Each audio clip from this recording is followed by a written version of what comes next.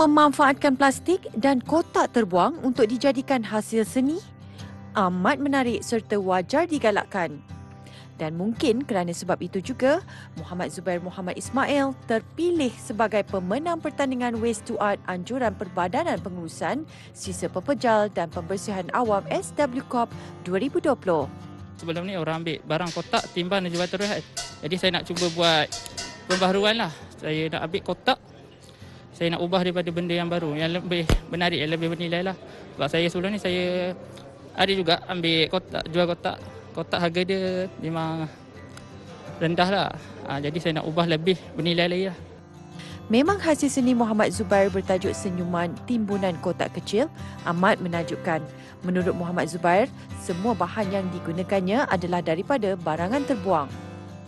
Untuk tempoh siapkan karya ni memang masa 2 bulan jugalah. Bahan-bahan tu saya dapat daripada kedai makanan frozen kotak. Saya ambil daripada bahan tersebut, buang, saya kutip. Hasilnya, Muhammad Zubair memperoleh hadiah wang tunai RM3,500. Pertandingan Waste to Art dapat mengajar pengguna supaya sentiasa memanfaatkan barangan terbuang. Melaluinya, pengguna dapat hidup dengan lebih berjimat, menjaga kebersihan di sekitar mereka serta memiliki ruang udara yang lebih bersih. Disertai oleh 363 penyertaan untuk pertandingan ini sahaja, sebanyak lebih 543 kilogram barang terbuang diselamatkan. Dan agar budaya kita semula semakin subur di Malaysia, pertandingan turut disarankan supaya diperluaskan ke peringkat akar umbi dan hasil seni yang terbaik dipamerkan kepada umum. Saya boleh kata world class punya standard ciptaan mereka, kerana saya juga jelajah ke luar negara juga, saya lihat juga hasil-hasil ciptaan daripada recycle products. Jadi hari ini saya lihatkan bahawa mereka ada tahap world class, sebab tu saya cadangkan yang ke depan ini untuk mempamerkan ciptaan-ciptaan mereka, hasil karya mereka di tempat-tempat awam, mungkin di museum, mungkin kita ada galeri special ataupun di taman-taman yang mana boleh memberikan idea kepada orang ramai apa yang mereka boleh lakukan kepada barang-barang sisa-sisa sampah, dan juga motivasi untuk para karyawan-karyawan artis-artis untuk menggunakan kepakaran mereka atau kreativiti mereka untuk mencipta barang-barang daripada recycle ni. Pertandingan ini khusus membabitkan penggunaan barangan terbuang bagi diolah supaya menjadi hasil seni. Dengan sedikit pengebuahsuaian, bidang lain juga boleh dimanfaatkan. Ini termasuk untuk fashion, perkakasan, robotik dan kenderaan. Segmen Bijak Belanja TV9.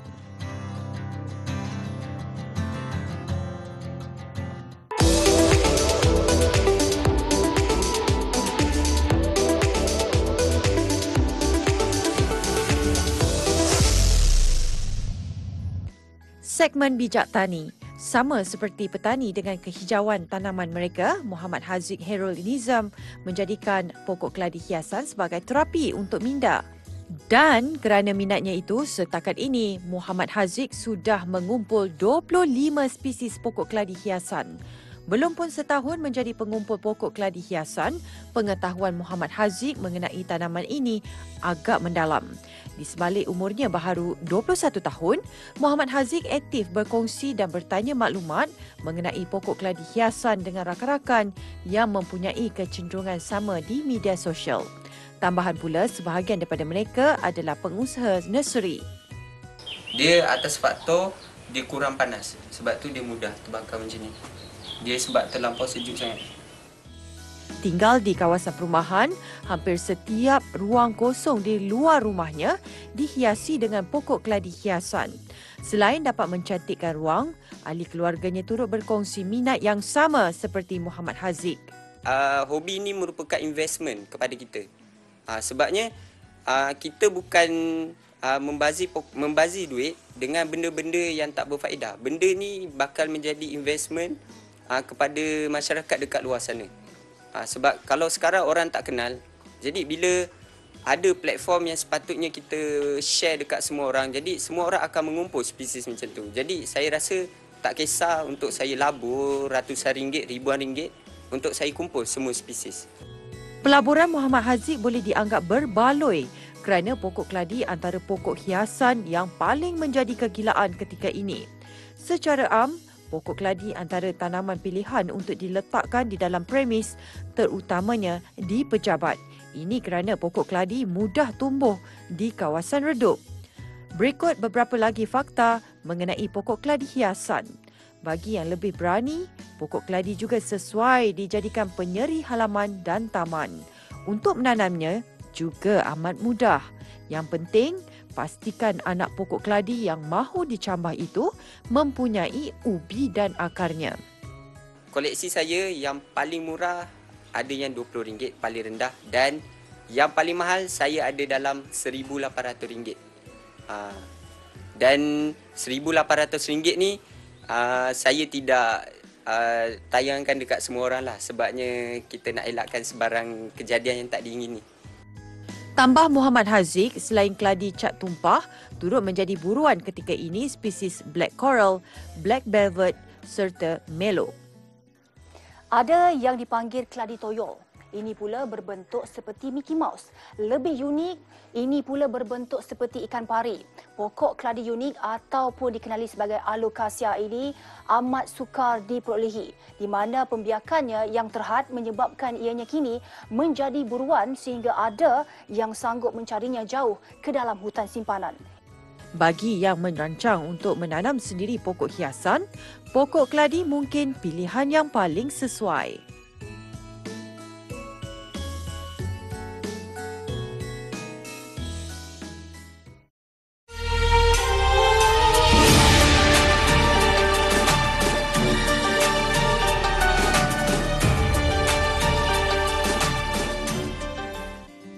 Segmen Cari Pahala menyingkap usaha Geng 10 menukar kapet baru untuk Masjid Wilayah Persekutuan. Harap-harap lebih ramai lagi di antara kita mencontohi mereka dalam kerja kebajikan. Kapet baru di Masjid Wilayah Persekutuan ini mula digunakan pada 4 Disember lalu. Kos penukaran kapet bernilai hampir RM660,000. Ia pastinya suatu jumlah yang besar, terutama ketika wang peruntukan, sedekah dan tabung kutipan Jumaat semakin kurang diperoleh gara-gara COVID-19. Resah mereka segera reda sebaik Geng 10 atau sebenarnya 10 ahli korporat yang juga ahli Persatuan Sahabat Masjid Wilayah Persekutuan yang diketuai Ahli Parlimen Rompin, Datuk Hassan Arifin, tampil memberikan sumbangan. Jadi alhamdulillah dengan kolaborasi kita dengan Persatuan Sahabat Masjid ni berjaya untuk mengumpulkan penyumbang-penyumbang yang seramai lebih kurang dalam 10 orang atau lebih sikit untuk mereka menyumbang dengan kos yang hampir RM660,000 lah untuk keseluruhan kapet Dewan Solat ni. Reka bentuk kapet dihasilkan sebuah syarikat tempatan berinspirasikan kapet lama Masjid Nawawi di Madinah, Arab Saudi, manakala pembuatannya dilakukan di China. Dan jika kapet lama bertahan sehingga 20 tahun sebelum digantikan, untuk kapet baharu ini, pengurusan Masjid Wilayah Persekutuan berharap ia mampu bertahan lebih 10 tahun.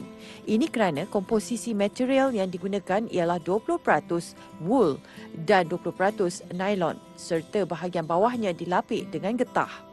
Setiap kapet berukuran 4 kaki kali 40 kaki dan untuk ruang solat utama masjid sahaja sebanyak 890 unit kapet baharu diperlukan.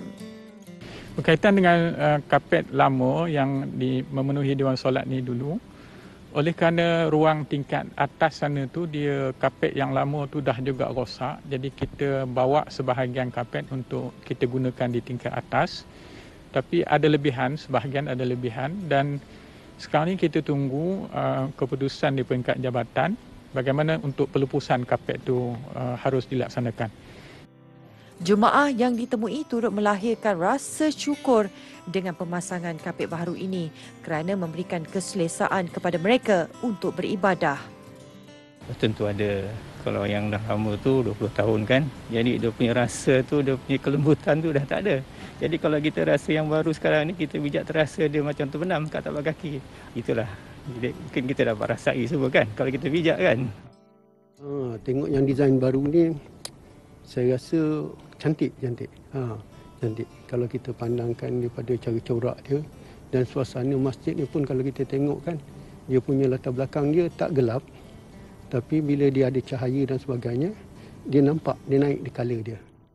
Masjid Wilayah Persekutuan adalah salah sebuah masjid utama di Kuala Lumpur yang terletak di Jalan Tuanku Abdul Halim, berdekatan kompleks pejabat kerajaan di Jalan Duta. Masjid ini boleh menempatkan seramai 17,000 orang jemaah dalam satu-satu masa.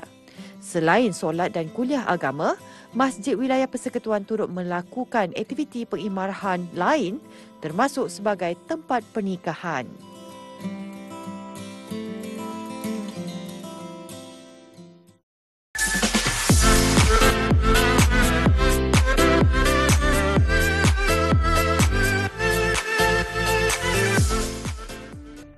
Segmen Pintu Rezeki.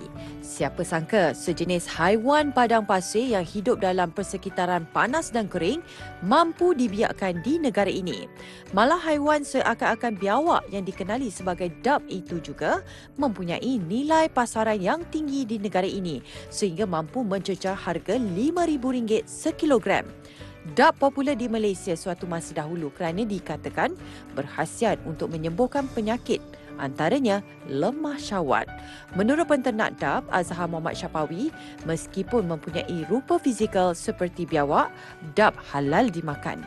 Di negara-negara Arab, dab turut dijadikan sajian seperti sate dan kebab. Katanya, jika di negara Arab, saiz haiwan ini agak besar dan mempunyai banyak daging, manakala dab yang dipeliharanya lebih kecil dan hanya bertujuan dibuat minyak dan sebut dab. Mula-mula kita sembelih dia. Sembelih katalah saya sembelih pilih masa waktu sejuk. Kita sembelih petang ni, hujan malam ni kita sembelih. Pagi esok baru dia mati. Lambat. Lepas dia sembelih dia mati tu baru kita lapah dia. Lapah dia kita buang lah tali perut dia, kita buang yang kotor-kotor tu kita buang lah kalau ada makanan dia yang semalam ni kan. Okey, lepas tu kita siap lah lapah mana tempat yang terbaik tu kita bagi dia nipis kan. Kemudian kita jemur dia. Kalau kita nak buat lah kapsul ke macun kan. Kalau tidak kita terus makan dia, masak dia ataupun kita terus buat minyak. Ambil lemak dalam perut dia tu. Tambahnya, bagi menghasilkan minyak, dab yang telah siap diproses perlu dimasak dengan minyak selama 5 jam sebanyak 3 kali sebelum dicampurkan dengan herba tertentu.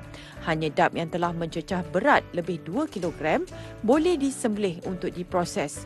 Untuk mencapai ke tahap itu, ia memakan masa sehingga 5 tahun.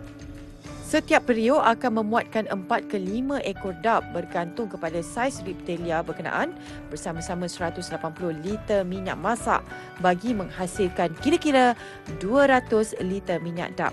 Tambahnya, ramuan untuk menghasilkan minyak dab dipelajarinya daripada seorang kenalan di Mesir. Namun, ada juga pelanggan yang mahukan resepi mereka sendiri bergantung kepada kegunaan dan khasiat minyak yang ingin digunakan. Beliau yang sudah lebih 20 tahun berkecimpung dalam perniagaan ini berkata, minyak dab yang telah siap diproses dijual dengan harga RM450 seliter. Kebanyakan pelanggannya pula terdiri daripada pengusaha-pengusaha minyak urut dan usahawan kosmetik dari seluruh negara. Selain minyak dab, beliau turut menghasilkan dab kering dengan harga RM5,000 seekor, manakala bagi serbuk pula dengan harga RM2,500 sekilogram. Antara ciri-ciri utama dab ialah ia tidak boleh terkena air.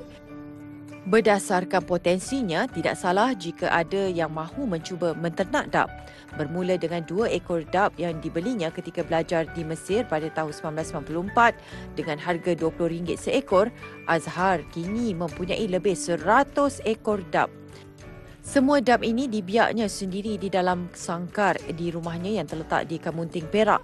Katanya, ekoran keadaan ekonomi yang tidak menentu akibat penularan COVID-19, beliau kini hanya mampu menjual hampir 100 liter minyak dab setiap bulan berbanding sebelum ini yang boleh mencecah sehingga 400 ke 500 liter sebulan.